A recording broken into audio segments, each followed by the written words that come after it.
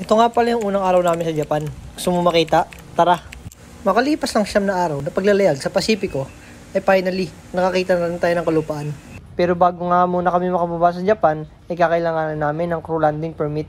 At dito nga, isa-isa nang dinistribute ni Chef ang permit na kailangan namin. At nung makuha ko na nga pala yung akin, ay dali-dali na kami nagbiye. At makatapos ng aming duty, ay dumiretso na kami sa aming kabina para i-ready yung mga kailangan namin.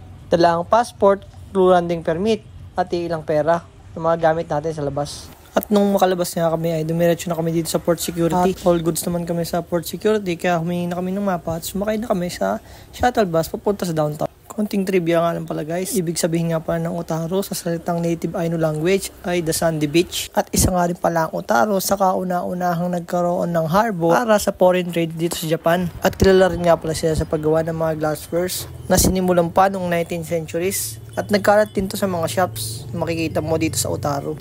At nung makarating kami sa downtown ay tinry nga namin tong kilalang rickshaw tour dito sa Japan. Dinala niya kami sa terminal ng tren papuntang Sapporo. At may pa-free sticker pa siya. At sa lugar na nga ito, nandun na ang terminal sa kabilang tawid. Tignan nyo, ang lakas mga Shibuya crossing. Nung makapasok kami sa terminal ay bumili na nga rin pala kami ng ticket. Back and forth na nga pala yan. Isa nga pa sa napansin ko dito ay sobrang disiplinado nila pagdating sa mga rules. Tignan nyo, pagdating sa escalator isang linya lang niinuko pa nila. At nung makasakay na kami sa pagkabilis-bilis na tren na ito, ay mararating na natin ang Sapporo sa loob ng 30 minutes. Konting trivia pala ulit tayo guys. Ang Sapporo nga pala ay original na language ng mga local Ainu dito. Na ang ibig sabihin ay Sapporo Pet or Dry Great River. At isa rin sa may pinakamatanda at famous na beer dito sa Sapporo, ang Sapporo Brewery.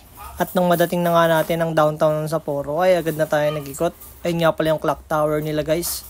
Dito nga rin pala sinut yung movie nila Empoy at ni Alessandra De Rossi na ang title ay Kita Kita. At matapos ang mahabang biyahe at mahabang paglalakad, ay syempre food trip muna tayo dito. At konting ikot ay nakahanap na kami ng mga kain.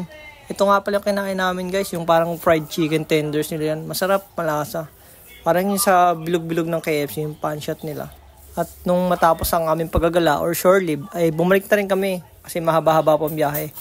At pagbalik ko, sabi sa akin, Chef Park, magluto ka naman ng adobo para sa 150 packs na Filipino guest. Alright, Chef Copy. Ang sarap. Hanggang sa muli. Paalam.